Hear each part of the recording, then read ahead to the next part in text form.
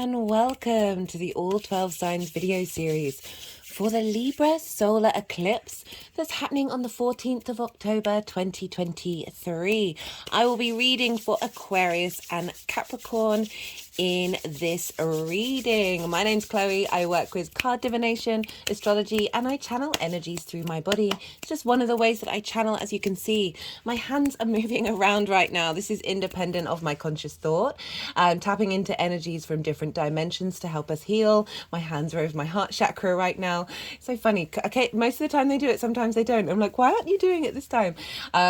Clear stuck energy and open up portals to source to get us in alignment with our soul's frequency. So that means we can fully embody this 3D, 5D experience in full glory. Right. For those of you who know your time of birth, I recommend you checking out your first house. This is where your rising sign is, where your ascendant lives. And all the astrology with each of the signs will be linked into that sign being in the first house. So this does not invalidate you looking at any other part of your chart, right? Every transit is affecting every area of your chart, just in different ways. So you might want to look at your sun or your moon or even your Venus, because we're dealing with Libra here, which is ruled by Venus. So just look to that other sign that you're checking into. Look to see where it falls in your natal chart, the house that it's in, the themes of that house. Apply those themes and all the meanings of whatever else you've got going on in that sign to the messages that come through. Take what resonates and leave what doesn't. I think I'm going to leave it short and sweet and then kickstart with Aquarius. Aquarius rising. How you doing, Aquarius? For those of you tapping into the Aquarius energy and it doesn't fall in your first house, look to the house that it does fall in, the themes of that house, and apply those themes and whatever else you've got going on in Aquarius, whether that's your sun, your moon, your Venus, whatever you've got, and apply all of that meaning to the messages that come through. It's as if that Aquarian energy, with all the connotations of your natal chart, have now moved to the first house. So take what resonates and leave what doesn't. Regardless of whether Aquarius is your rising sign or not, Aquarius and Libra are friends. You are the fellow air signs. So this is a trine, right? So the trine is ruled by Jupiter. Jupiter is a benefic. It's one of the nicer planets. I mean, they're all nice, really. They've just got different ways of showing love. But it's a benefic. It's a soft aspect. It's more easy, more free flowing. And so Jupiter wants to elevate, wants to expand, wants to bring cohesion, understanding, deep wisdom. And with that wisdom, that sense of knowing, that's when the confidence, that innate confidence comes through, that flow state, the abundance, the opportunities and luck, because you're more in alignment, right? It's one version of alignment anyway. And so why is this the case? Well, in astrology, there are three main things signs can have in common with one another, like the three top hitters. The baseline is the yang yin energy. So this is the baseline nature of a sign, then the element, and then the modality. Now with every trine, whether it's air, fire, earth, or water, so sometimes when I'm channeling, if I'm just thinking of something or saying words or making noises, the energies will respond to that. So me saying all four elements, and spirit and ether, obviously, all four elements out loud, my whole head went back, my hands went over, not over quite my heart chakra, but like in between the throat and the heart chakra. So excuse me, sometimes, yeah, I'm amazed that they behave as well as they do compared to how they are with me in real life. Anyway, what was I saying? So right, with any trine, you're going to get this. So Aquarius and Libra, you are both yang day in nature. You're the day signs. You're more extroverted, more needing stimulation. You're not bound by gravity, right? Day signs, yang energy. They're not bound by gravity. Earth and water are yin. They are. So there's a speed. There's a movement. If you think about air and fire, they're able to move very, very quickly, unlike a lot of water bodies and Earth itself, right? This isn't prioritizing. This is just stating facts. Both have wonderful benefits. So more the extrovert, the things you do on the day, the action-based, the stimulated, the linear time frame. And you're both the same element. So you've got those two baselines, the bottom two things in common with one another. And it's just the modality that's different. And this is where that sense of cohesion and expansion come in, because you've got two very fundamental things in common with one another. But the modality in which you operate, the way in which you operate is, oh, interesting. We've got your card coming up here. The way in which you operate, it comes from a different angle. So Aquarius, you are fixed in nature. So once you get going, you keep on going. There's a sense of loyalty and commitment with fixed energy. There's a stubbornness there as well, but you know, every vibrational frequency has its multitude of expressions. Cardinal energy, which is Libra, instigates things. So it's very sort of a leadership quality. It's like able to start things and get things going. And in the way that, so it goes cardinal, fixed and mutable. And this is linked into the seasons, into the equinoxes and the solstices. So cardinal is the beginning of a season, and then fixed follows it. So fixed continues what cardinal instigates. So we've got this eclipse happening in a cardinal energy that's instigating a new narrative. So with your fixed air energy, you'll be able to sort of harness that in and really bring that into your embodiment of self and instigate that change quite easily. Now, I'm pulling cards for 3 piles. The first pile is the lead up to this eclipse itself. So that's coming from the full moon in Libra that we had in Aries season. So like a 6-month cycle of everything that you've been working through, what particular journey you've been going on, what have you been learning, what have you been harnessing. And the second pile is the eclipse energy itself. So this could relate into what's going to happen in regards to the eclipse in terms of an actual event or what's going on around the day of the eclipse. But I really like to focus on the fact that, you know, I see lunations as portals, and so eclipses are bigger lunations. They're very karmic in nature, and it's sort of the higher powers that be, the source energy that's got a broader understanding of the longer term trajectory, is sort of reorientating and reshifting, providing situations that are helping your long term goals in terms of your soul's frequency. And so we're dealing with bigger energy that's getting downloaded at this time. So that's what the second pile is kind of like. What energy is being seeded that you're then going to be working with? The third pile itself is how all of this is going to manifest moving forward.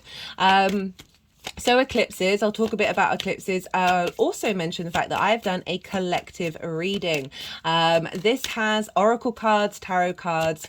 I break down the astrology in a lot more detail than I'm going to do in these readings. And also lots of channeled messages came through in that collective reading. I've also done a, this card's been coming out a lot, the 6 of Wands.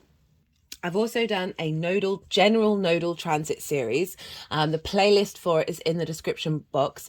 And so this is where I've pulled cards for each of the signs in relation to the bigger themes of the 18-month cycle of the nodes being in Aries and Libra. In each of those introductions, I do collective readings for, say, the North Node in Aries. I pull cards for every introduction, the South Node in Libra, the two combined, the square with Pluto, which is one of the major aspects to the outer planets, and then the conjunction with Chiron that's happening at the beginning of next year. So if you want a sort of more in-depth understanding of what's showing up in this nodal cycle, I do recommend you go check that out. And yeah, so eclipses. I'm going to say 2 things that I've said for all of the readings. These are just suggestions. Please always know when I'm making recommendations, it's with the caveat that we are all the universe manifest in individual form. And the more that we're in alignment with ourselves, the more that we know what's right for us, right? So it's not about taking by rote what anybody else is saying. Yes, we can listen to what other people are saying, see whether that sits right with us, and then decide what we're going to do independently, right? We're here to be autonomous in our own individual experience. So it is recommended with eclipses to not necessarily do any manifestation work, right? This all depends on whether you've done work with eclipses in the past. and it's worked out for you, right? So sometimes it can be like you're just dealing with like this big picture energy, this long-term energy that your cognitive mind isn't necessarily aware of. So it all depends on you and your nature. So bear that in mind. It's especially because this is conjunct the South Node, this particular eclipse. So there is a sense of release and letting go of things that you might want to hold on to at the moment, but actually it's not going to serve you in the long term. So these sorts of things that may block a particular part of your journey. So it is recommended not to do work around eclipses. And the other thing is be mindful of your energy. As I said, we're dealing with the South Node here, which I'll explain what that is if you're not sure in a second, but be mindful of your energy, what you're ingesting, the physical body. I mean, this is across the board with all eclipses, but particularly because we're dealing with the South Node here, of being mindful of over processed food, sugar, over excess of substances, basically, or simply doing 5 million things around the eclipse time, just because our energy levels might be a little lower than they usually are. As I said, be mindful of what's right for you. We tend to get a little bit of a spidery sense about what eclipse energy is, and what things and situations are linked into the eclipse. It's not about trying to control it or over plan something. It's seeing what comes towards you, right? Seeing what the universe is orchestrating, really, with eclipse. So I just wanted to say that from the get-go, but let's talk about Aquarius rising. So you have this eclipse happening in your 9th house. This is the house of the gods. In the Hellenistic tradition, this is what this house was called. And so this is the big picture philosophies, your perspectives. Perspectives is the key word for this house. It's your morals, your ethics, your philosophies, your outlook on life. How do you see yourself? How do you see yourself and map yourself out in the world? In the universe, this can be God, book religion, this can be spirituality, nature, science, anything that is bigger than you that you are a part of. So that's what this sort of bigger picture perspectives is all about, and how you map yourself out in that. It's your conversation and understanding about who you are in relation to everything else.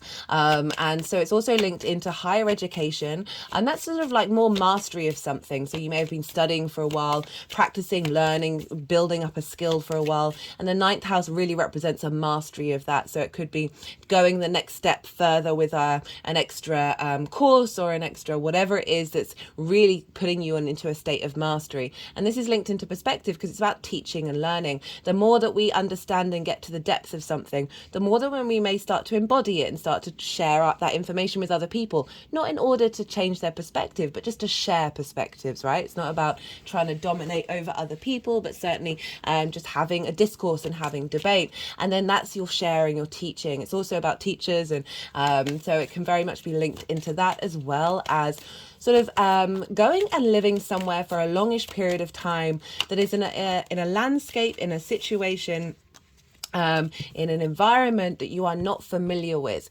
Traditionally, this is linked into sort of long distance foreign travel. However, I do see it of, say you've lived in a city your whole life, and then you decide to go and live in the countryside.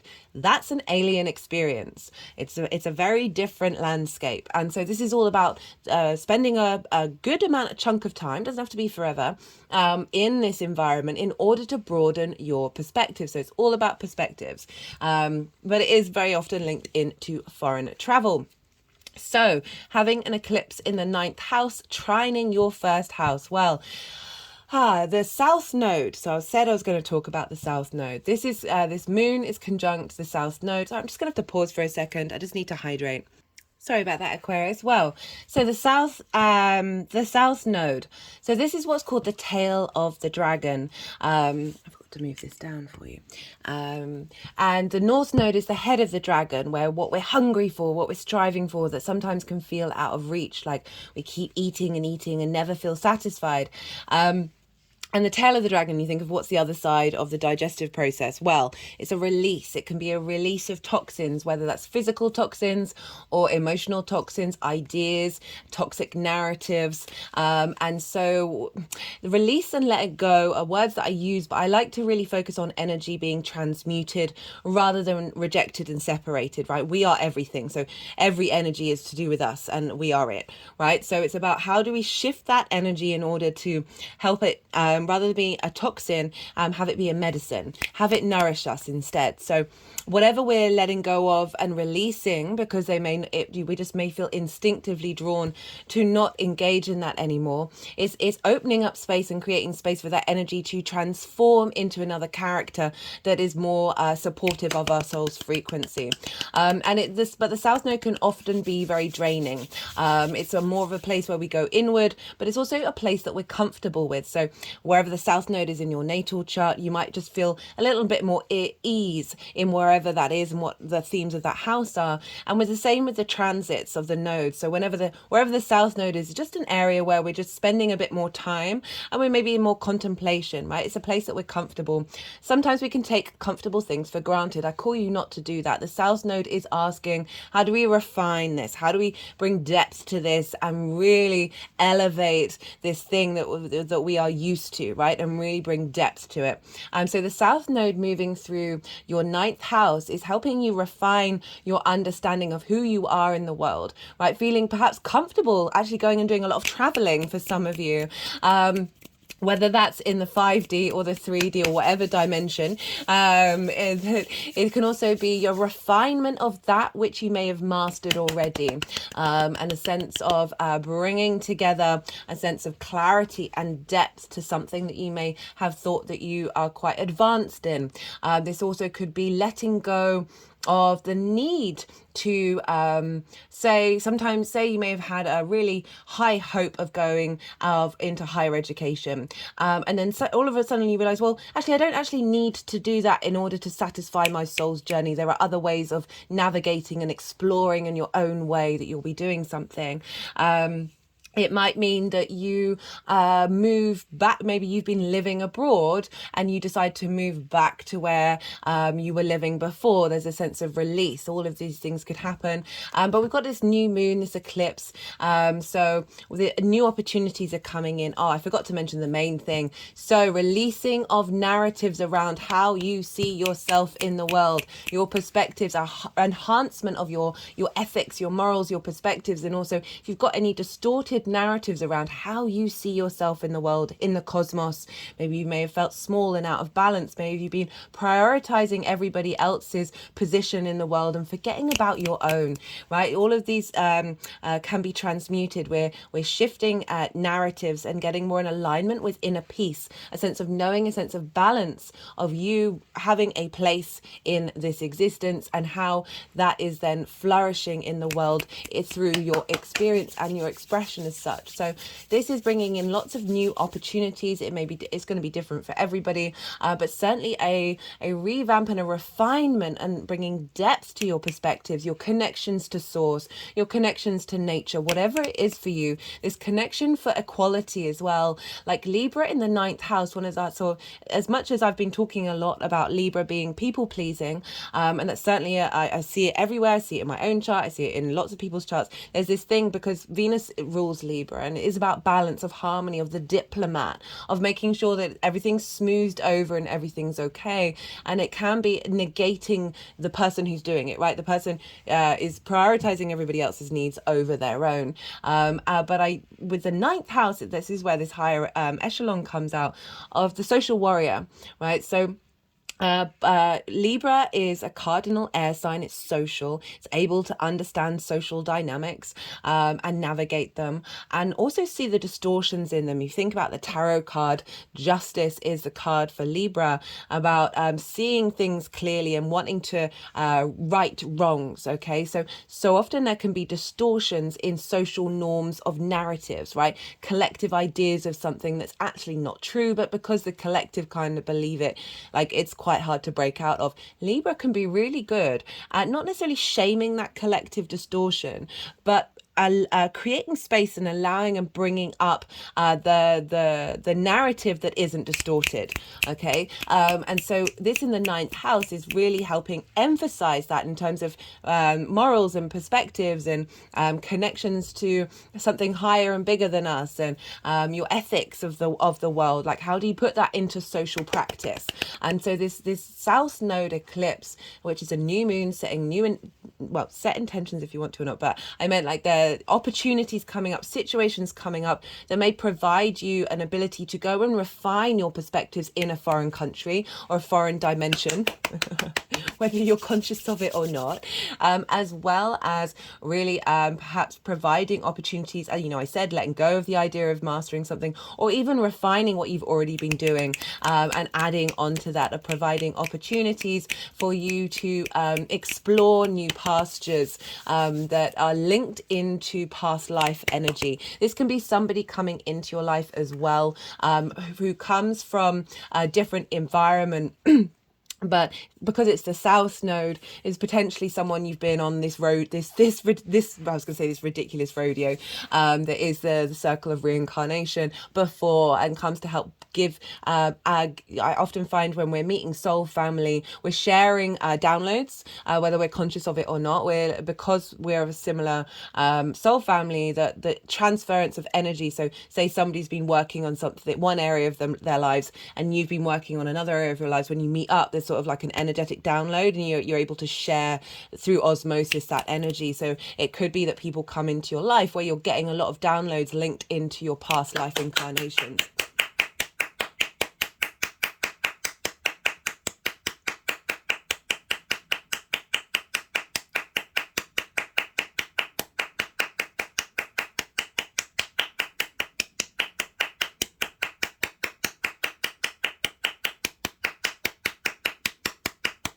Yeah, sorry, because it's eclipse energy. The energies that I channel have been quite insistent on doing the energy work. And when it's clapping, I go quiet because obviously you can't really hear me.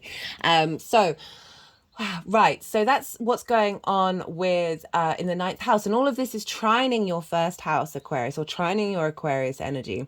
And that trine is providing elevation and wisdom, that sense of knowing within yourself, that first house. How do you embody your sun or your moon in your actions and your deeds, right? Depending on if you've got a day or a night chart. It's the lens in which your sun or your moon goes out into the world. It's often how other people see you, because they see your actions rather than sort of the cognitive behind the scenes emotional space. This is your body, your vitality, your character, your sense of self. So you're getting this beautiful download coming in from this eclipse that is supporting an elevation of self and an elevation of embodiment of your perspectives.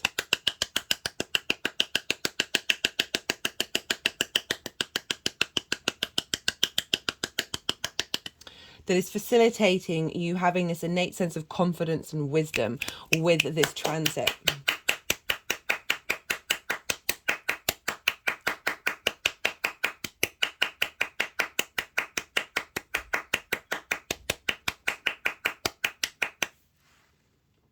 Now, this is being ruled by Venus. And where is Venus? Well, Venus is over in Virgo.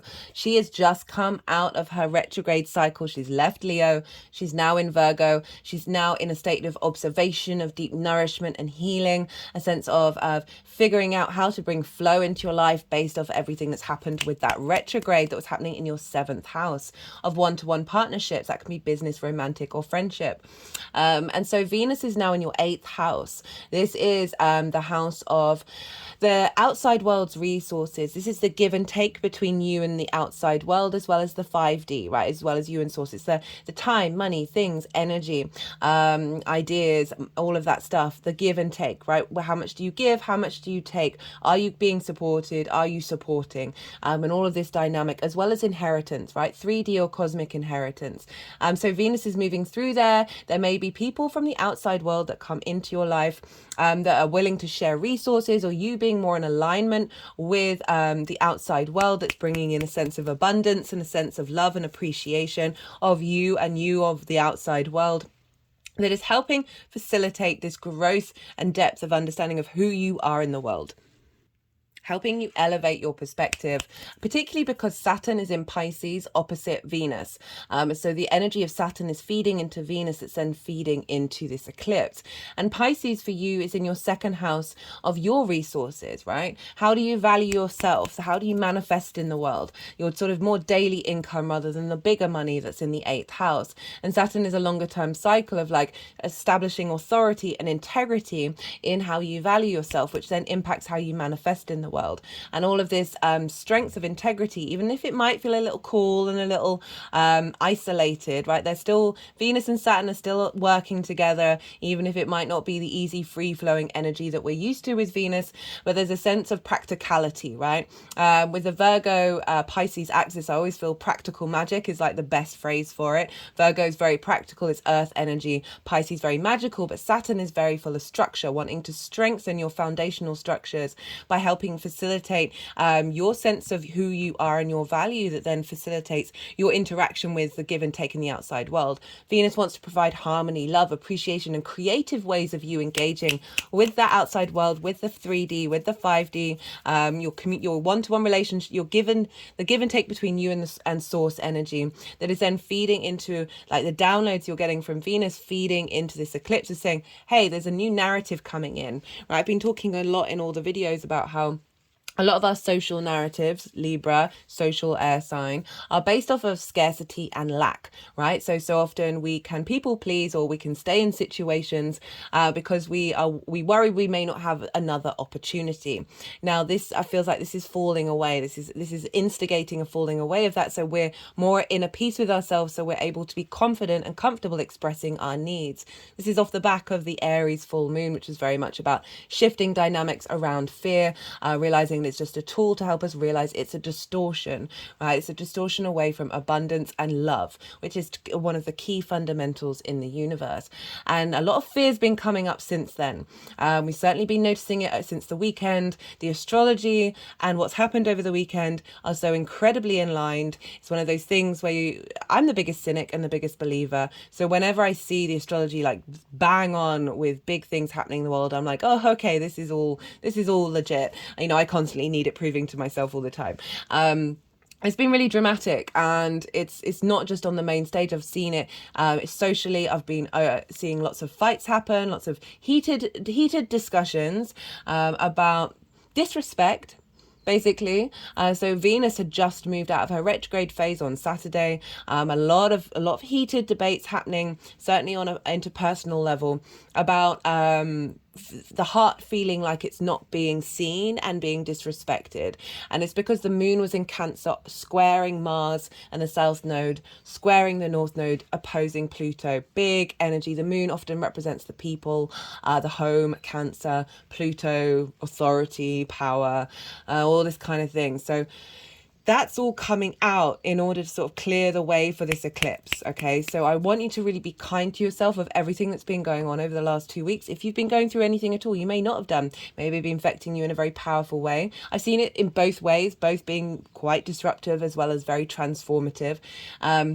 So that's all happening in the lead up, and the Venus energy is feeding into that eclipse that's happening. So making sure that there is deep healing happening with your give and take between you and the outside world, and facilitating abundance that is then allowing you to open up and understand your true value of who you are in this universe. Where is Venus? She's in Mercury. Who rules Mercury? Well, it's Mercury. Who rules Mercury? Who rules Virgo? Well, that's Mercury. So whatever's going on with the ruler of a sign is impacting what's going on the signs that they rule. So Mercury and Venus are in each other's signs. This is called mutual reception. They're basically, the energy connection between these two planets is very strong. They're sharing information about each other's realms with the planets that's there. They're facilitating each other's journey. They are co-ruling this eclipse.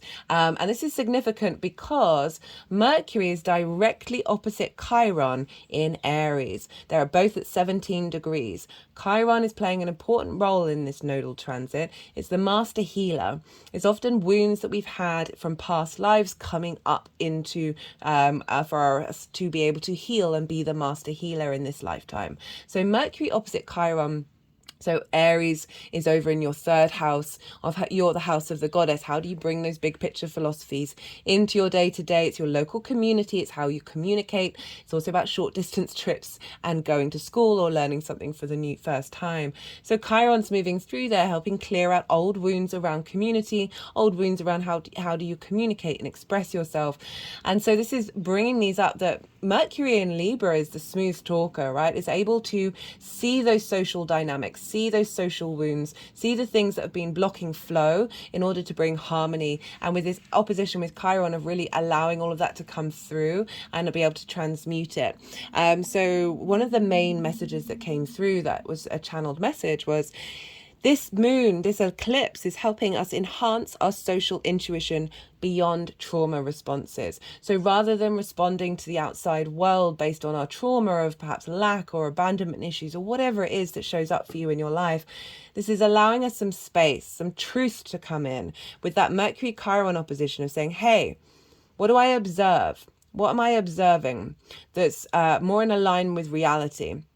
More in alignment with the truth of the reality that's going on, rather than our distorted ideas from limiting beliefs and trauma responses, that's allowing the growth of our social intuition to flourish. So we are no longer navigating through those response mechanisms. We are navigating from a stronger social intuition that's allowing us to be confident and comfortable being able to express our needs, as well as wanting to facilitate the needs of the people around us. It's not about mitigating that. It's about acknowledging that we need both of those things at the same time.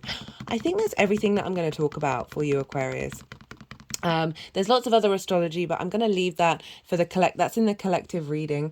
I would say do check out where your sun and your moon are in your natal chart, because wherever they are, the themes of the houses that they're in, this can add on a layer to what's showing up for you in this eclipse.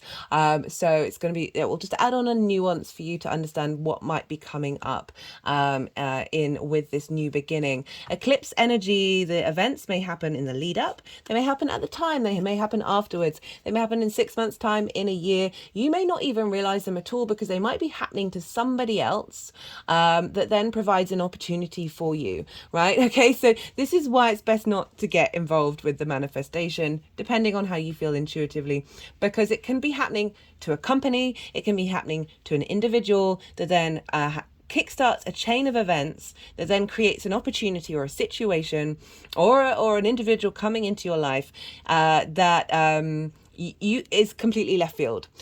I would say around eclipses is try and lean into what your intuition is, what you're compelled to do around the time, because that's usually linked into an eclipse rather than having to control it, as I said.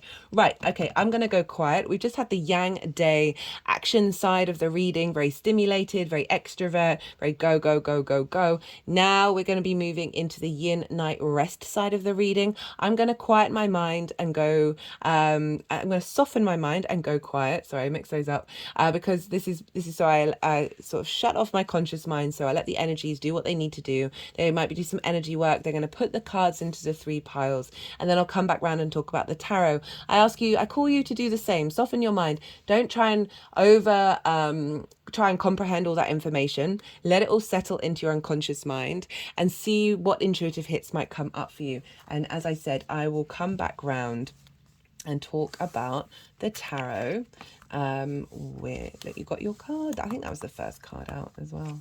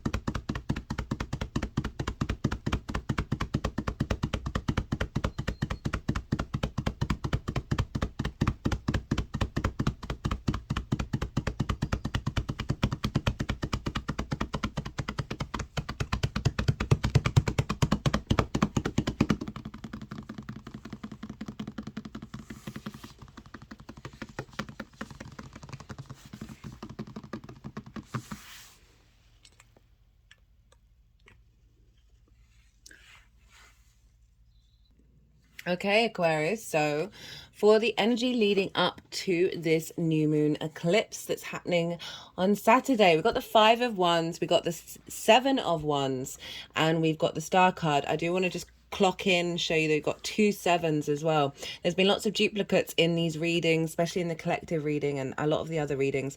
And I'm not surprised with eclipse energy because it really is saying about realignment from the universe when we get doubles of things. Is things coming into balance. So we've got the Five of Wands and the Seven of Wands. So we've got 2 wands here. And the 5 and the 7 kind of are sort of highlighting it's not really conflict. It's just saying there's been frustration, right? There's been a bit of frustration about understanding how you see yourself in the world, understanding what it is that you're getting from whatever those connotations of that house mean to you. Because the Five of Wands, there's like lots of different energies playing off one another. There's movement, but there's no momentum. Just as that's the frustration, the kind of like chaotic energy that's about that you've been it feels like you've been working through, because you've got the Star card crowning it, which is your card, and the Seven of Wands. This is about, this figure is on the higher ground, they're on the top of the cliff, but they're they're having to there's a element of unsteadiness, so they think they're having to fight off these other ones, and they feel very unsteady about it, right? They're wearing different shoes. There's a nervousness look in the face of the fact that sometimes we forget who we are, right? So this figure is on the higher ground, they're okay, they're comfortable, they're safe, but there's that element of, is a scarcity, right? There's a scarcity here, scarcity energy. And forgetting the value that you have as an individual. Whenever this card shows up, I said, do you need to does it have to be a competition? Because this is kind of like competition energy. Do we have to operate from that space, right? Do we have to feel like we're constantly defending who we are? Can we just let there be peace? As I said, those perspectives, it's not about changing people's perspectives. It's about sharing them, regardless of what the outcome may be. But it's definitely more that sort of you trying to figure out who you are in the world, and working through, these are very sort of collective energies that we're in that 9th house of finding balance, of that balance between, right, everybody having a space at the table, even if that might be a bit roundy, and the individual within that space, like of finding and navigating that path. And it's come up with the Star card, which is your card, Aquarius, and this is about deep healing, but it's also about authenticity. She is unclothed, she is as free as mask as it's humanly possible, and it's saying that you're going through something of deep reflection. She's looking into this pool, but she's also filling it up, she's nurturing it. There's a lot of water here, of connecting in a very deep level to your emotional core.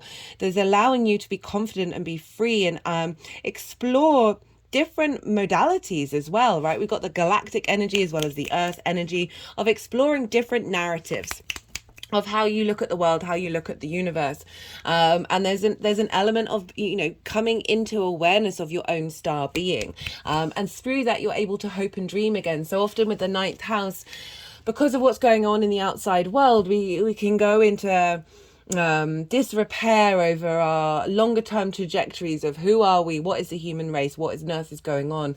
And so the Star card is sort of acknowledging the current climate of like healing needs to be done, but also really always turning back to the fact that you are 3rd generation stardust. You have the capacity to go beyond the current paradigms of competition and conflict. And that's not only just in relation to the outside world, but how those narratives, those collective narratives, show up within you. And it feels like you've been working through and navigating them, even if it might have been a little bit difficult. So we've got here showing up for how this energy is manifesting moving forward. We've got the Strength card, we've got the 4 of Swords, and then we've got the 7 of Swords. So we've gone from a major arcana with 2 fire symbols and we've gone Strength, which is Leo, which is opposite you, Aquarius, and 2 sword cards, which is, air, which is Libra, which is what we're dealing with. So the Strength card is all about love and kindness. You know, it's acknowledging this balance, this harmonizing between our animal primal side, our instinctive nature, as well as our cognitive higher mind through love and kindness, through a sense of acknowledging and appreciating both sides of the same coin from a higher perspective. Without love and kindness, we don't have the courage to be vulnerable, right? So often we find it very difficult to be vulnerable. There's an element, as I said, of pleasing the people around you, but it's also acknowledging that you have a place at that table as well.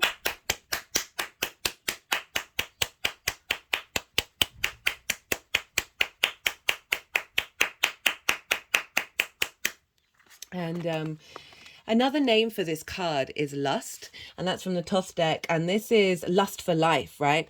The way to find balance in life, the way to find a joy in life is by coming into balance through love and kindness. So it's definitely the opposition of this sort of conflict energy and competition, right? And then we've got I know which one to do. Then we've got the Four of Swords. So this is about knowing that you are being held by something bigger than yourself. It's shown up quite a lot in these readings. This figure is in a church. These Three of Swords have come out of the heart, and you're in this state of contemplation of why do we feel pain? Why do we feel hurt? It's definitely deep meditation, contemplating on the ethics of the world, of spirituality, of the universe. Then the sword of the Ace of Swords is underneath. So it's finding a deep rooted truth and clarity and understanding of your place in the universe, but also knowing that you are held by that, and you're not in isolation, you're not in conflict, you're not alone. Even if you are an individual experiencing this existence, there is still this sort of acknowledgement of balance and peace, right? There's a real serenity with these cards. And then we've got the Seven of Swords. I love the Seven of Swords. It gets a bit of a bad rep, but I think the combination of that with the Strength card is pretty phenomenal, because the Seven of Swords is often like, oh, somebody's stealing from you, there's treachery in the air. But right, look at the colors of these two cards. Both very positive cards. Look at the Nine of Cups, which is coming up. Very, like, color is really important in the tarot. It kind of represents the sun, vitality, joy. That this figure is stealing away the Five of Swords. Those of you who know tarot, you'll appreciate the iconography of the Five of Swords. For me, it's one of the most difficult cards to look at. It's very much the bully and victim cycle, right? Trauma cycle. And this figure is basically stealing away conflict. Like the Five of Swords compared to the Five of Wands is way more conflict driven, right? The Five of Swords Five of Wands is there's a bit more playful energy involved with that. But with the Seven of Swords is taking that conflict energy away and leaving deep introspection behind. The Two of Swords, that going into your meditative state, going inward, finding your intuition in order to express yourself and understand who you are in this world. This is also about thinking differently, and stopping the war, basically. This figure is stealing the armaments from the other side in order to stop the war.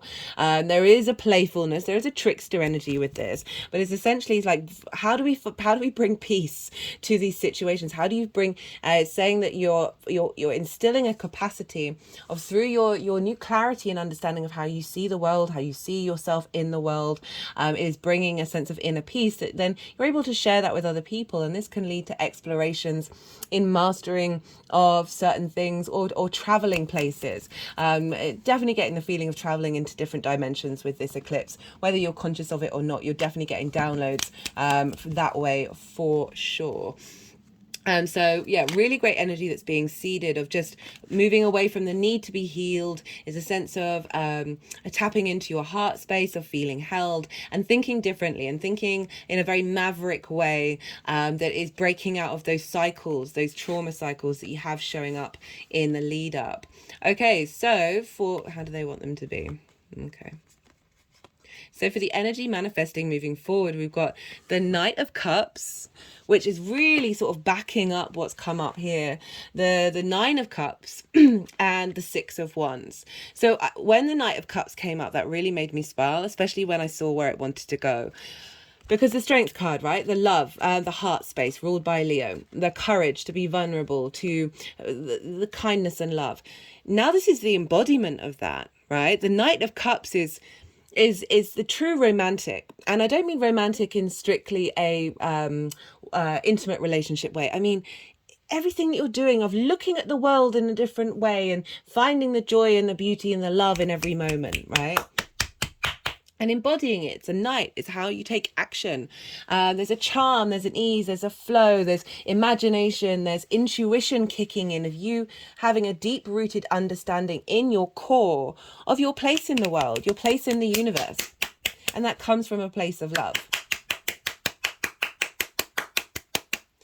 And we've got the Nine of Cups and the Six of Wands. So the Nine of Cups is very like the wish fulfillment. So this is the success of everything that you've been putting forward about these new perspectives. But it's also a real sort of contemplation of love in every angle, right? And with the Nine of Cups, I always say, look to, in order to get to this space, it's imagining that every area of your life, that cup is full.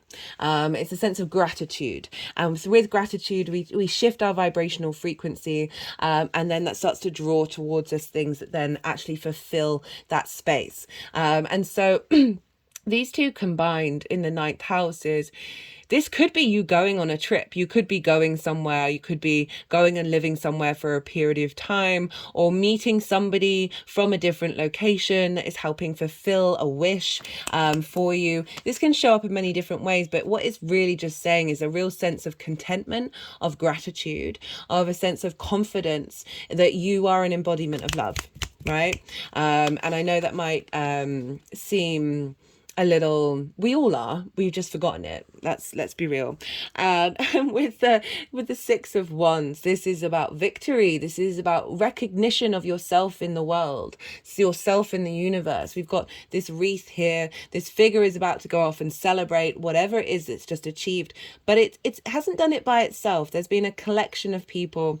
So there's a sense of, as I said, acknowledging your part to play and how vital that is for the universe, right? This could also be something, say, you're remastering something, you're learning something at a greater depth, and victory's coming out the other side of it. As I said, a sense of, if you've moved somewhere, a sense of recognition of who you are to the place that you've moved to, all sorts of different ways, but such supportive energy coming through for you, Aquarius. Really beautiful reading. I'm not surprised. This is the elevation. This is the expansion of wisdom that you're gleaning from the South Node being in your ninth, just generally anyway. So it's really helping refine your understanding of who you've got positive surroundings from the first like tarot, like really been making a conscious effort to bring this into being and cultivate that. That's what I've really been getting from that combination of cards, of breaking out of those cycles by flipping the switch on how you look at them.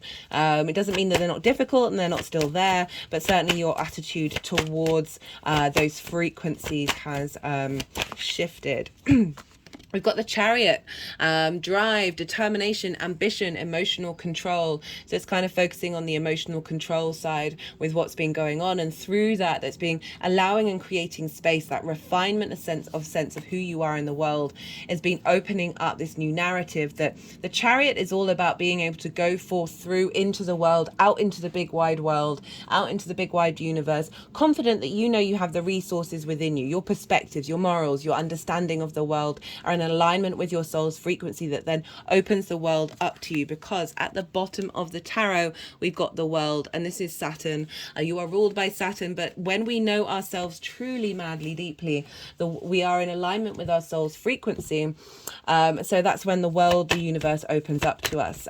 So beautiful. Right, one final card from the numerology deck, and then I'll wrap up this reading for you, Aquarius.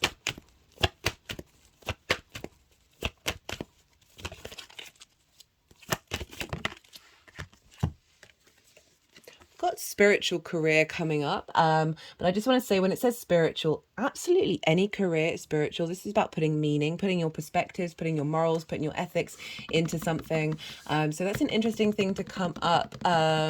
Just thinking about the transits in Scorpio. We are going to have an eclipse in Taurus, when the sun will be in Scorpio. But for some of you, this might be about what you're learning on this journey is helping facilitate your, so the ninth house falls into the 10th house. So our perspectives, our morals or ethics guide what our career and our life purpose is. That what you're learning through this process is helping facilitate whatever career that you're on, whatever direction you're going in, by being able to share that perspective in your embodiment of self. Okay, I'm going to leave it at that. So I think I'm just going to wrap that up there for you, Aquarius. I hope you enjoyed this reading. If you did, don't forget to hit that like button. All interaction with the channel is greatly appreciated, as this is a growing channel, and it helps with the algorithm. Be good to yourself, Aquarius. Be good to those around you. And most importantly, be well until we meet again. Capricorn rising. How you doing, Capricorn? For those of you tapping into the Capricorn energy and it doesn't fall in your first house, look to the house that it does fall in, the themes of that house, and apply those themes as well as all of the meaning of whatever else you've got going on in Capricorn to the messages that come through. Take what resonates, leave what doesn't. Regardless of whether Capricorn is your rising sign or not, Capricorn and Libra energy square one another. They are two cardinal signs, so this is a 90-degree angle. This is ruled by Mars. It can bring about conflict, drama, frustration, and winning at all costs. That's one side of it. So if you get your fingers and you push them together and you feel the force between that, right? So they have only one thing in common with one another. They are different. One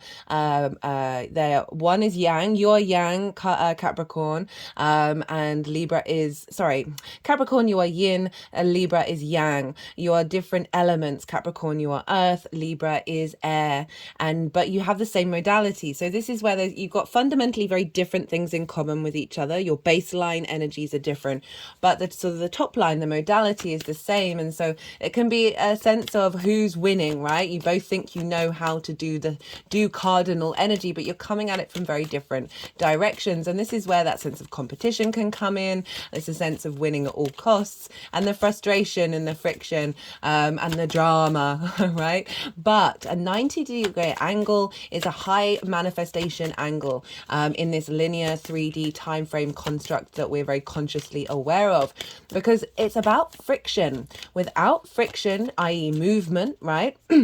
Which is Mars. Mars is very much about momentum and movement and action. We wouldn't have atoms rubbing up against each other in the way that we understand it, creating time and space. So it's big, powerful energy here, but I am just flagging up that there might be a bit more frustration here than say with other aspects, more softer aspects such as sextiles and trines. And so this can bring big things into your life. I mean, eclipse is very much so, but definitely highlighting the fact that there is a sense of bringing together of different forces in order to forge them in the fire and create and manifest something new. So very powerful energy. For Capricorn risings, this is in angular houses. Angular houses are 1st, 4th, 7th, and 10th. And so you've got this happening in your 10th house, Capricorn rising. This is your life purpose, the thing that motivates you, that momentum that carries you forwards, that guiding star, that North Pole. And it can also very much be linked into career, but not everybody's life purpose is their career. The career can just facilitate this. This is about fame and recognition. This is also about bosses, but I like to focus on a life purpose. So you've got a big new moon, a new Libra new moon eclipse happening in this sign. So in this house, I'm pulling cards for 3 different piles. And the first pile is the lead up to this eclipse that's happening on the 14th. So that's coming from the Libra full moon that we had in Aries season. So a part of a 6-month cycle. What have you been integrating from that full moon? What have you been learning? What kind of journey you've been on? What are you overcoming? The second pile is the energy of the eclipse itself. So I see lunations in general as portals and downloads of energies. Eclipses are even bigger than that. They're big karmic energy that the universe, the higher perspective source, has a wider understanding, a wider perspective of our narrative, of our soul's frequency. And so this is when situations and alignments happen that are often outside of your control. And so this is bigger energy that's being seeded. So the second pile can be linked into what's happening happening to you around the time of the eclipse, as well as what's being seeded that's then creating opportunities, creating situations moving forward. Okay, that's a bit too many cards. That was the Lovers at the top. We'll see if the Lovers wants to come out again. And so the third pile is how all of this energy is manifesting moving forwards. Again, that was... Sorry, I'm just going to... No, they didn't want those. So those are the three piles and that we're working with here. Two things I've recommended in the collective reading, which I also recommend. Okay, so this is happening in an angular house for you Capricorn risings, so that's kind of a really big pivotal point. So you might want to go and check out that collective reading. I break down the astrology in way more detail, as well as pull oracle cards, tarot cards, and channeled messages came through. I've also done a nodal transit series, so it's in its own playlist, which I've put in the description box, which is talking more about the overall themes of the next 18 months of this eclipse cycle, of the nodes being in Aries and Libra, particularly for Capricorn risings, because this is happening on an angular house for you. Angular house is both the 4th house where Aries is and the 10th of Libra, that you might want to go check that out to get a more depth of understanding of what this is looking like. In each of the introductions for each of those videos, I pull a collective tarot cards for North Node in Aries, South Node in Libra, the combination of the two, the square with Pluto that's happening in your sign, as well as the conjunction with Chiron that's happening next year. So you might want to go and check those out. But the two things that I suggest this with all eclipses, but I'm just going to flag it up here. And please bear in mind, when I do make suggestions, it is with the full caveat that I'm aware that we are all the universe manifest in individual form. And so what's right for you isn't necessarily listening to what somebody else is telling you to do. So just take the information on board and see what your intuition, your instinct is saying to you in regards to that. So it is recommended not to do any manifestation work around an eclipse. There is a sense of you're messing around with the bigger picture, right?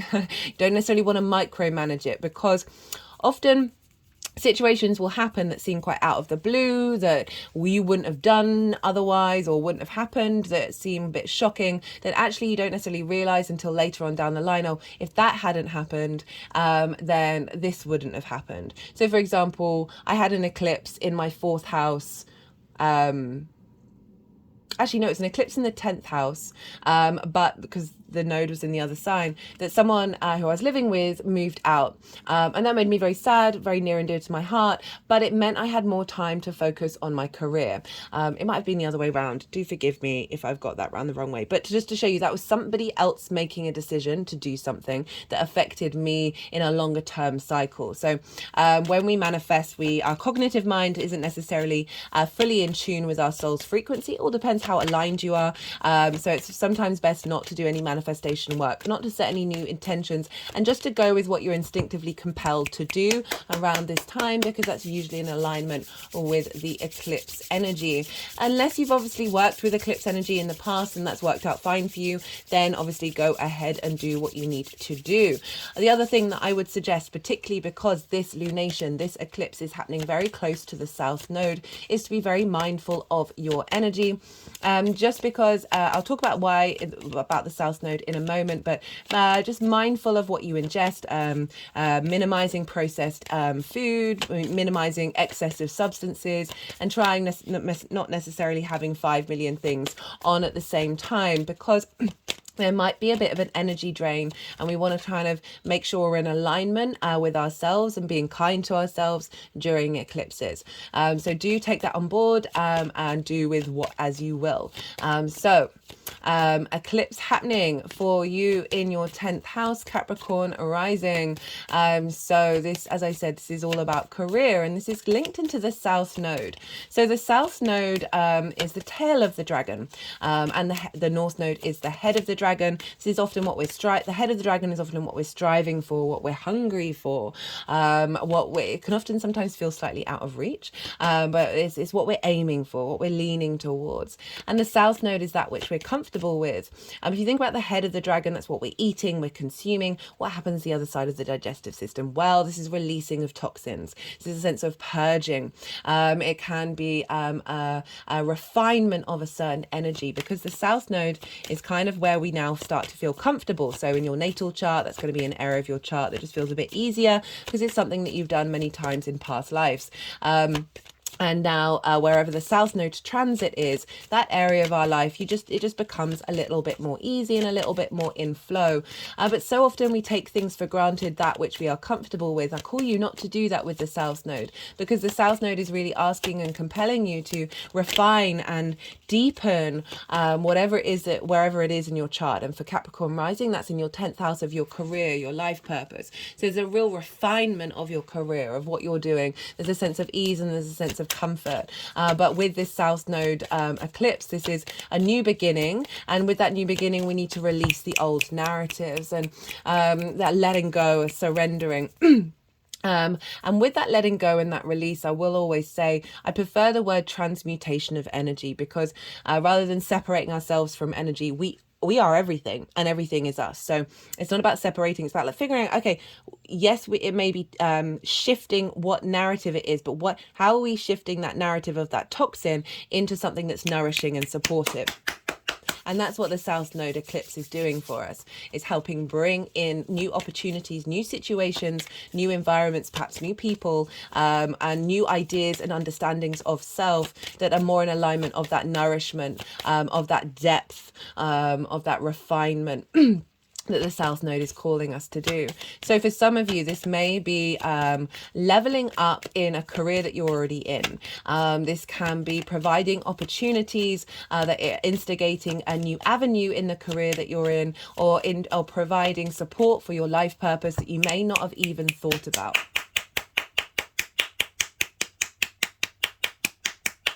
And this may also have seen you, with the South Node being in Libra, have seen you letting go of certain old narratives that no longer serve you, that are helping strengthen your ability to harness the power that you have in your career house. Like old modalities. One of the key things that was coming up with the collective reading, because Libra, there's definitely a movement away from people pleasing, right? Of making sure that everybody's okay and negating your needs, right? We're moving away from that. It's not about not facilitating other people, but making sure you are involved in that process as well. But one of the higher vibrational levels of Libra for me is like, it's the social air sign. It's cardinal. It's very good at instigating and observe and instigating new things. Okay. So Libra can be very good at spotting where distorted narratives are in the collective consciousness, and through that is then able to not shame that narrative, but certainly create space for the undistorted narrative to come through. So very much the social warrior.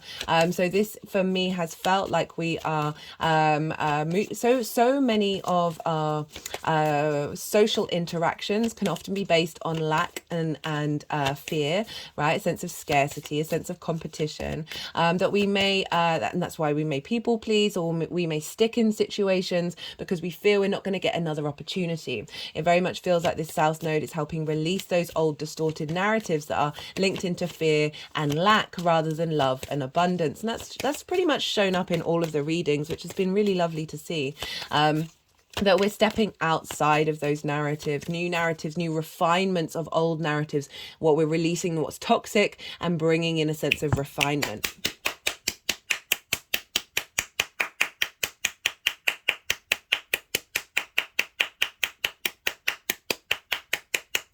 About bringing in inner balance and inner peace, and focusing on the truth of things. Okay, so if you think about the tarot, justice is the card of Libra, and this is about really harnessing our ability to see clearly about where we're headed and what it is that we want to do, and finding and through that finding inner peace and being able to bring that into creation. So this new moon, this eclipse in your 10th house, as I said, bringing in new social dynamics, perhaps in relations to bosses as well. That could definitely be a thing if you do have bosses, if you're self-employed, a new understanding of who you are and how you represent yourself how you want to be seen and you want to be visible in the world.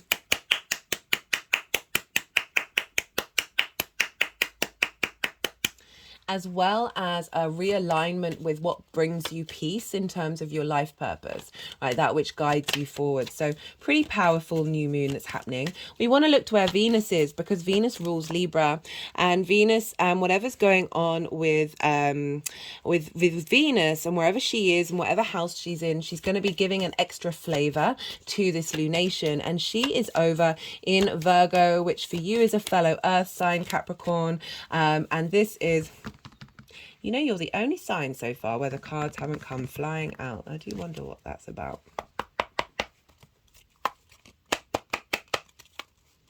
And Venus is over in your 9th house, your big picture philosophies, your morals, your ethics, how you map yourself out in this universe, right? Your connections with source, God, spirituality, nature, science, whatever it is that is something bigger that you are a part of.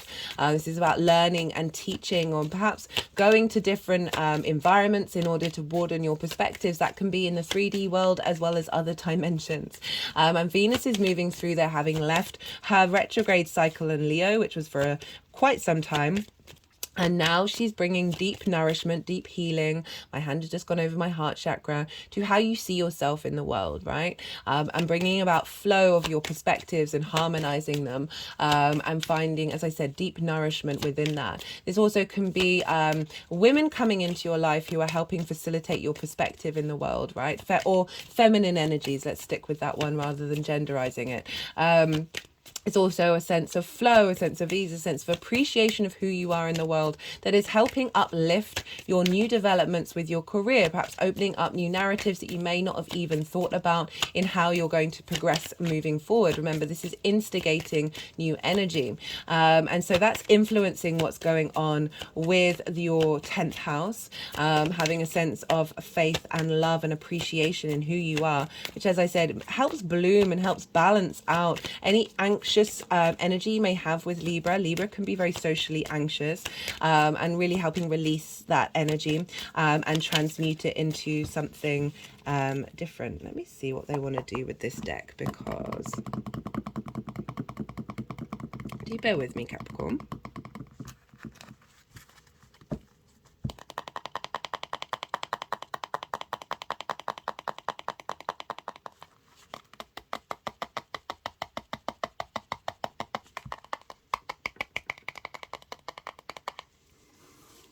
Right, let's see what wants to transmute now. And so Venus is opposite, speaking of Venus, in the sign of Virgo, Venus is opposite Saturn in Pisces, which for you is over in your 3rd house of communication. This is about your day-to-day. This is the house of the goddess, where we bring our big picture philosophies into our day-to-day, into our local community. Okay, right, so do some energy work with the deck, and then 2 major arcana come out. That's hilarious. Bring some energy into your day-to-day. Sorry, that just distracted me for a second. So it's the things that you do on a day-to-day basis and bringing meaning into it. It's also about how you communicate and how you communication is absolutely everything that we do, every moment, every second, every atom, every fiber of our being is communicating with the outside world. And Saturn's been there for a little while. If you've not checked out the Saturn series, I do recommend it, but particularly because it's your ruler as well, Capricorn, so that is going to have a bit more weight to you. It's transit.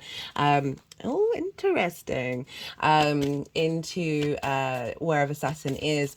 But Saturn is about long-term legacy. It's about integrity. It's about cause and effect. It can be creating isolation, restriction, and separation in its journey in order to get you in alignment with your true inner authority that's going to serve you for the next 30 years in this area of your life. And so Saturn, as I said, is giving structure to the magic of Pisces, is helping provide support and integrity in the way that you express yourself, a sense of authority in the way that you communicate, moving through the 3rd house. That is then a sense of duty and diligence in communicating on a regular basis, whether that's journaling or whatever it is that you do, making sure that Saturn is often linked into commitment as well. So this is feeding into Venus, right? And so they're having a chat. Venus may have not have felt at her full bloom opposite Saturn, because Saturn can restrict the energy or certainly bring a coolness to the energy. But with the Virgo Pisces axis, it is about practical magic. And Venus is receiving the energy from Saturn, that longer term cycle of communication and of the way that you pick up information about from source from your higher perspectives, from your ethics, of being able to put that into practice. And Venus is bringing love into that. Venus is bringing a sense of appreciation of the strengths of the autonomy that Saturn's trying to build into you, the integrity in the way that you express yourself, that's getting in alignment with your higher perspectives, with your morals and your ethics, and the way that you communicate the things that you are learning. And all of that is feeding into your 10th house, that may be providing opportunities that are facilitating your ability to communicate that to others.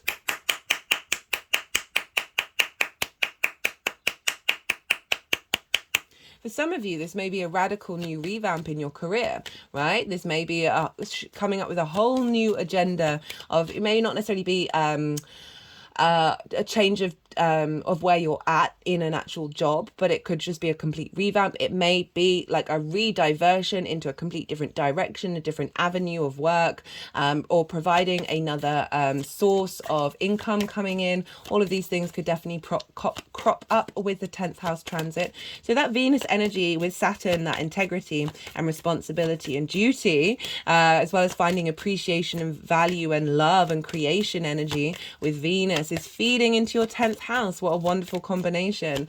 And where is Venus? Well, Venus is in Virgo, and Virgo is ruled by Mercury. So where is Mercury? Because Mercury, and wherever Mercury is going to be impacting what's going on with Venus, and therefore impacting this eclipse. And Mercury happens to be in Libra.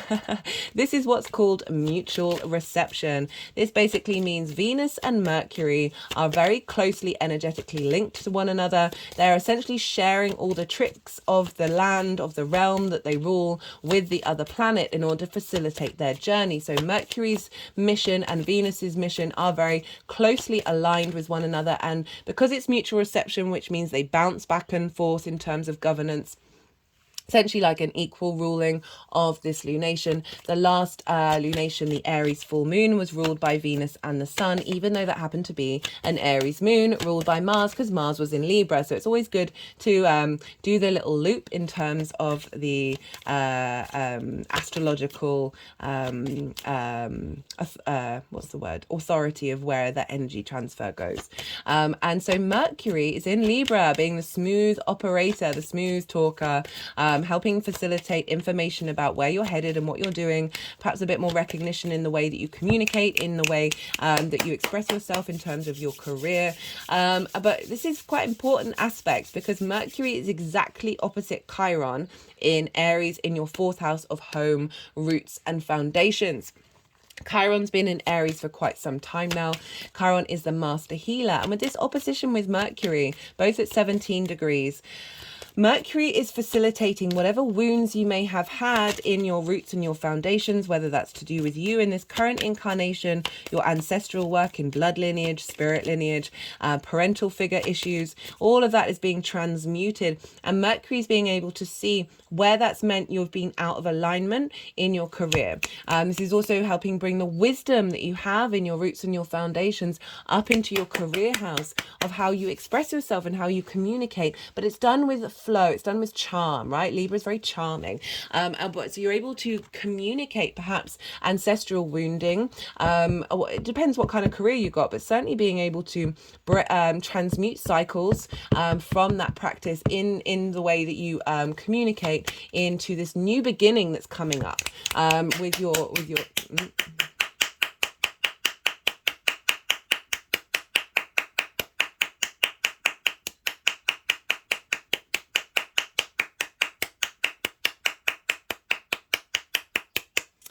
with this new beginning that's coming up with this eclipse. So all of that energy is feeding into Venus and therefore feeding into this eclipse, as well as being very, very close to the actual eclipse itself.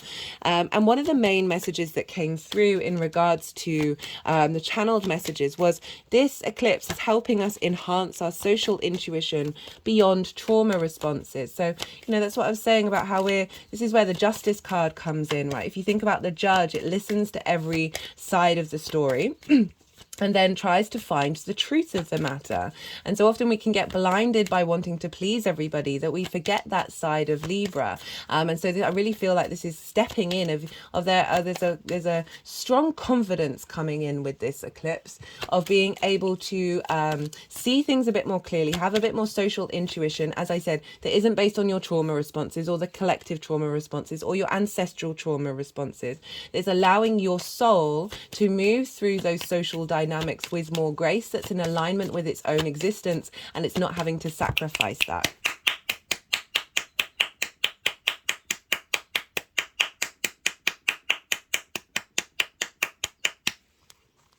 I always say, look to, when we're dealing with new moons or full moons, especially eclipses, look to where your sun and your moon are in your natal chart, if you know your natal chart. Because wherever they are, the houses that they're in, the themes of those houses are going to crop up in relation to your personal experience with this eclipse. So it's always helpful to go and look where they are and see what themes are going to crop up for these big changes that make it a bit more personal to you, away from this collective general reading.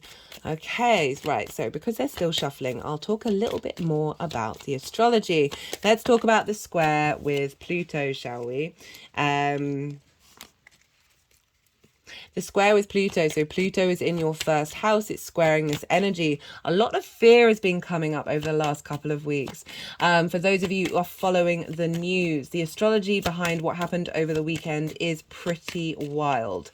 It's so incredibly on point. That was when the moon was in Cancer, squaring Mars, the god of war, with the south node, squaring the north node, opposing Pluto. The moon is often linked into the people, Cancer, the home, right? Pluto in Capricorn, power, structures, authority. I think, you know, if you're not following the news, it will be the first major headline. But I was also noticing all of that going on in my local environment, people around me, people that I was talking to. There were a lot of heated discussions, let's say, perhaps sort of domestic situations that were very much linked around feeling disrespected. Feeling like their hearts were not being seen. And this is because Venus left her retrograde phase on the 7th, was Saturday. And so she was moving into a new cycle of basically being like, hey, vocalizing hey, no, this isn't right. This isn't what should be happening. Yes, admittedly in a very dramatic way, because the astrology was very much lined up to be quite dramatic. But certainly just highlighting that sort of reshift that we've had with Venus, who's now in Virgo, and I just saw across the board that there was a lot of stuff linked into round of not feeling respected, of feeling mistreated by others, and not getting the needs that they needed, but having the ability to speak up and say something. Admittedly, yeah, it may have been dramatic, but the other side of that very much felt like a release of fear, because the full moon in Aries, if you didn't catch it, I do recommend it because it is part of the cycle of the nodal series, even though it wasn't an eclipse.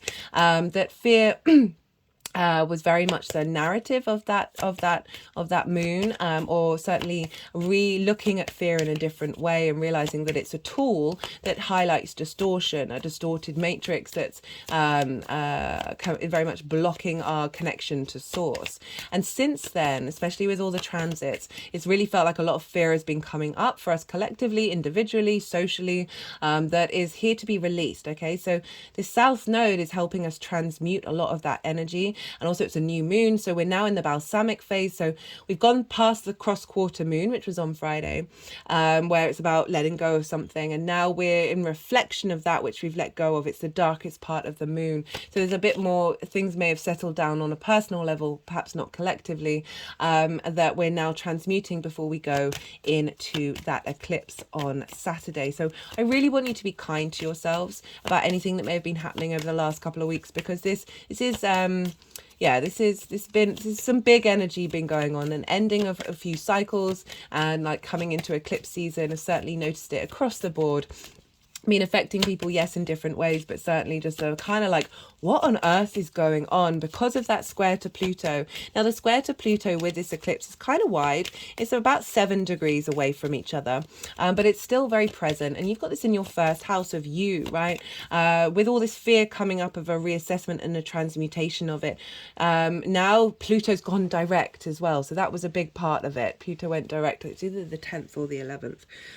So we've had some big shifts, big shifts, and now we're going into this eclipse, and you've got that in your first house of shifting gear, turning that fear into treasure, that's then feeding into manifesting your ability to embody your truest self in the direction that you're heading in your life purpose.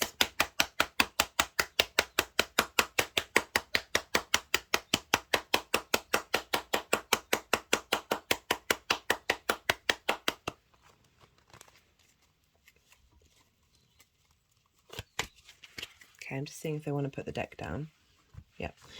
Okay, so that's all the cards. I will say very quickly, just because you're an earth sign, that Uranus is in Taurus, in your 5th house of your creation energy, and it's in conjunct this moon. This in conjunct feels like it's very much a breaking of cycles, of coming up with innovative ways of bringing your creation energy into force that's feeding into your life purpose that may have been blocked by these social conventions and these social people pleasing. So I just wanted to say that because you're an earth sign, so you've got all this trine happening to your first house that is providing wisdom and embodiment of self. So I just wanted to mention it. Right, we've had the yang day action side of the reading, the stimulation, the go, the action, the linear process.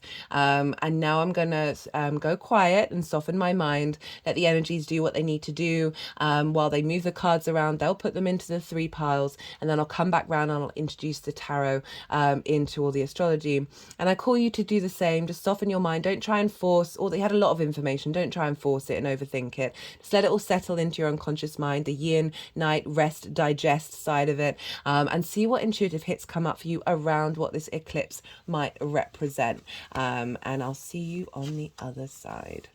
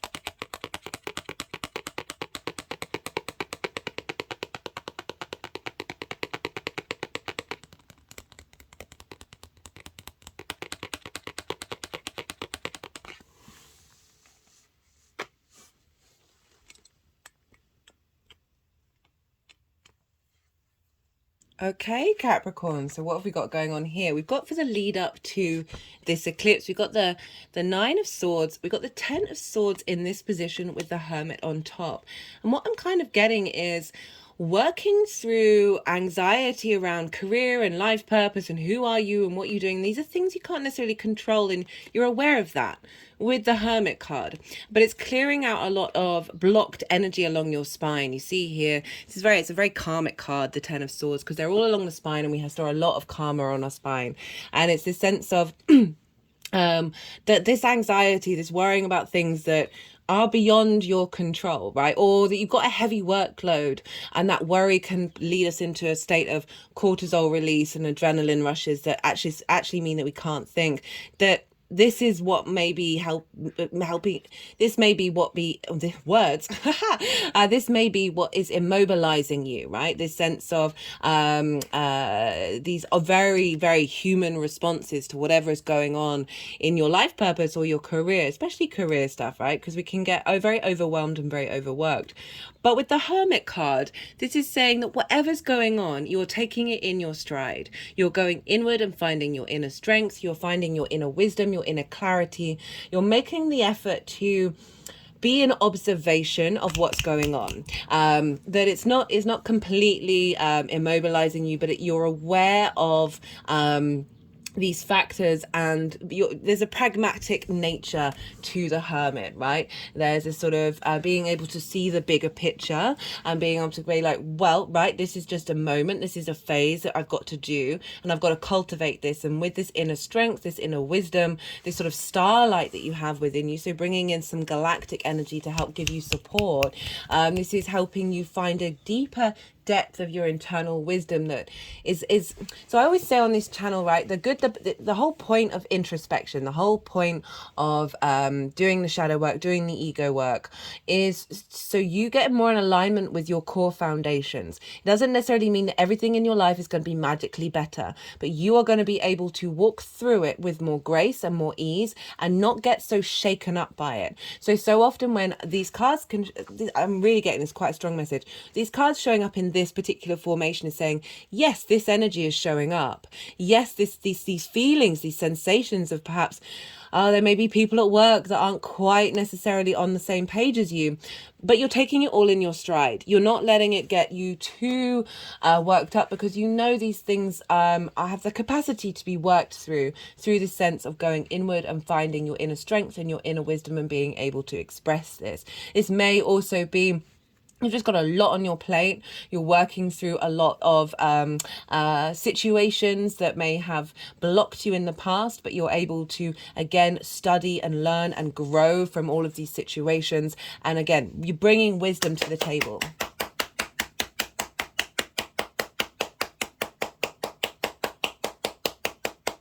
Definitely seems like there's a lot going on, but you're handling it in your stride. Okay, the energy of the eclipse itself. Well, we've got a different kettle of fish altogether. We got I need to look up the etymology of kettle of fish, because it's quite a strange phrase.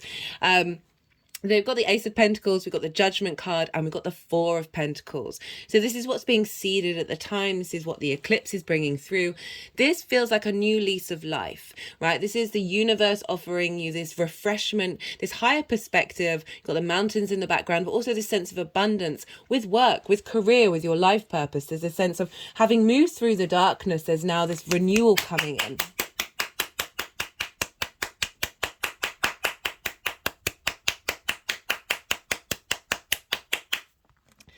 And with the Judgment card, again, this is really highlighting the work of the Hermit, right? The Judgment is about resurrection. The Judgment is about accentuation and an elevation, ascension of where you're at and what it is that you're doing. You see these figures here, they are grey. They represent wisdom, grey of the Hermit. There's the mountains in the background. The Hermit's on top of a mountain. There's a lot of higher perspectives coming up here.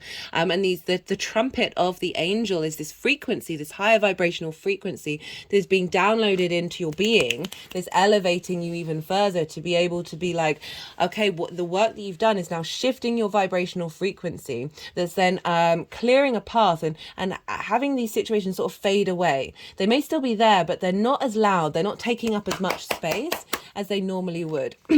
because you are in your own power.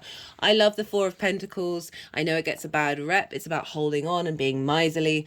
It's not the vibe. If I do ever get that message, it's usually in collective readings about the hierarchies. But in personal readings, this is, for me, this is your inner sovereignty in the 3D world, right? He's got pentacles underneath their feet, over their heart chakra, on their crown chakra. Pentacles represent Venus, right? These are the 5 points of the retrograde cycle of her synodic cycle around the sun. And so this is power. This is Venus. This is creativity. This is love. This is value and appreciation in the 3D world. She wants you to feel good in the 3D world. She wants to...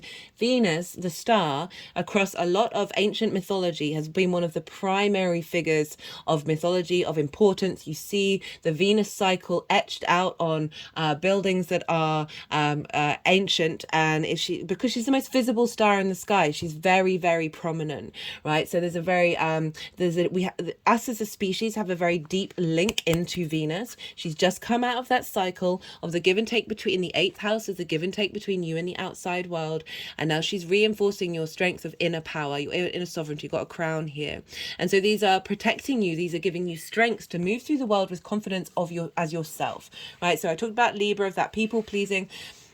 And it's not about not facilitating everybody. It's not about being a diplomat, but making sure that your power isn't drained, that isn't negated. And these cards are all saying, hey, look, don't worry, you've gone through these difficult energy, and there's essentially, feels like a rebirth into your own sovereignty in the 3D world, right? Very, very powerful energy. I think that might be Mars in Capricorn. One day I'll learn all the astrological things for the tarot. Right, so how this energy is manifesting moving forward. Well, we've got the King of Wands and we've got the 10 of Cups. We've got the World at the bottom. This is know thyself. The more you know yourself, the more the world opens up to you. We've got the King of Wands. So your passions, your drive, your direction, you're able to put that into action. There's the entrepreneur in you, that creative energy, that life force, that spark of spirit, the sort of the regeneration. We've got a salamander, of that sense of protection and of renewal and of regrowth, of like really being confident and comfortable, and a sense of maturity and sovereignty. Building on this sovereignty here, you're now able to put it into action. You're able to speak the words of spirit, right? That sort of very passionate drive. You're able to communicate that and take action on it.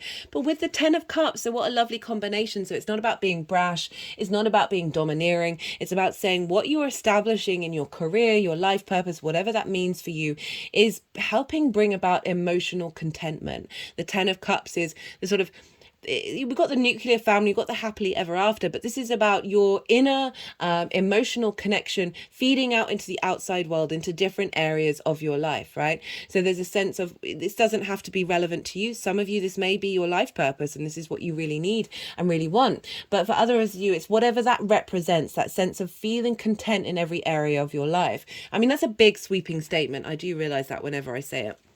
But that's sort of the energy of that itself is being seeded and brought into form.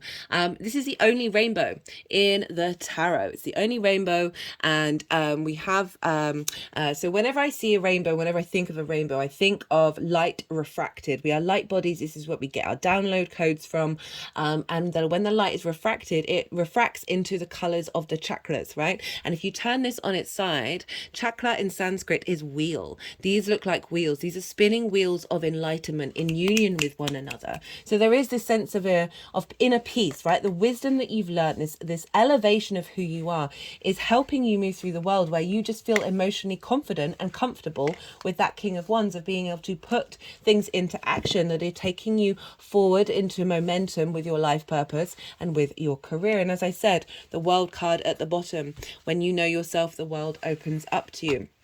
Okay, let's get some clarifiers for this eclipse cycle. I mean, I'm not surprised this is quite powerful for Capricorn risings, because this is in particular, because This is in angular houses. Also, this is a square. So regardless of whether you're a Capricorn rising or not, this is big manifestation energy. You've got Pluto in your sign at the time of this eclipse. So this is really highlighting this, that if you've got stuff in Cancer, you're going to have like a grand cardinal cross. So you're going to be activating every cardinal point, and that is going to be pretty phenomenal. So yeah, it all depends on your chart. So I'm not surprised this is coming up for you, Capricorn, because of the intensity of the astrology right now, that this is really forging a new pathway, a new narrative, a new frequency for us to work with socially. And that's so important in your career and your life purpose, and also how other people see you. So bringing that into balance as well, bringing any distorted views around how you go about yourself, and how that is witnessed by the outside world. It is the most visible part of your chart. So there's a lot of visibility here. But it really feels like the energy that you're bringing into that visibility is one of depth, of integrity. Remember, Saturn is opposite Venus, and that's all feeding into this eclipse. Okay, we got flipped. We got 3 flip over. Whoa. We got the Wheel of Fortune, fate, change, fortune. Eclipses are very fated. This is Jupiter over in Taurus. We've got the Magician, performer, creativity, illusion, and power, being able to manifest into your 3D world, being able to utilize the resources around you in order to create, right? I do like the fact that they have the word performer as well, especially with the 10th house, because so often what we do, there is an element of performance. There is an element of being on show and showing magic and showing how the universe works. We've got the Empress as well. We've got Venus showing up, development, growth, abundance, productivity. So we've got Mercury and Venus, the 2 rulers of this moon, along with the Wheel of Fortune, which is representing the eclipse side of it. Ooh, the fact that this is usually very fated energy when we have eclipses. Capricorn, what's going on with you? Okay, I'm going to do a final card from the numerology deck. Let's see what wants to show up for Capricorn. Oh, I'm getting chills. I'm getting chills.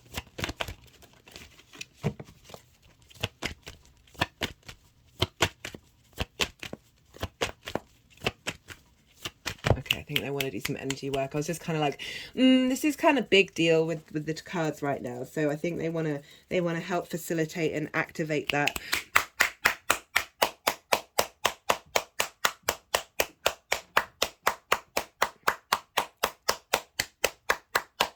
Whew, okay. Right. Final card, clarification card, final messages for Capricorn for this Libra solar eclipse on the 14th of October.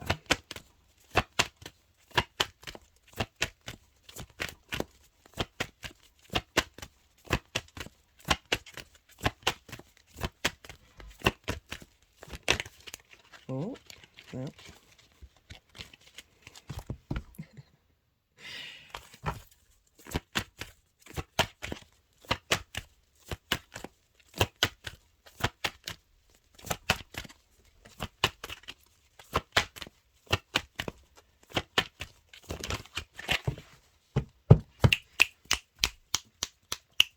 Yeah, I cut short the energy work. So it's my bad. And the decks are very resistant of letting any cards come out when they're like, no, but we've got to do this integration work with the energy.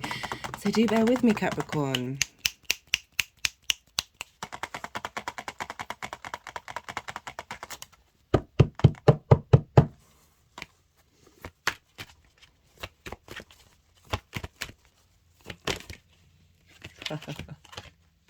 Oh, I just remembered. Sorry, my memory is terrible. Like with all the channeling, like my brain just dumps stuff out. I'd completely forgotten that of all the readings you've been so far, I've still got 2 more to do. The only reading that I've done where those cards were just not coming out from the tarot. Rebirth. I think I said that. Didn't I say that about those 3 cards combined? Okay, I'm gonna leave it at that. I'm kind of a bit in awe of the energy that I'm feeling right now. So I'm gonna wrap that up. That seems pretty straightforward. Let me know, Capricorn, what's going on. Well, to be fair, it's an eclipse, so this could show up at the time, 6 months, in a year. So circle back round. I'd be really intrigued to see how that's showing up. Be good to yourself, Capricorn. Be good to those around you, and most importantly, be well until we meet again.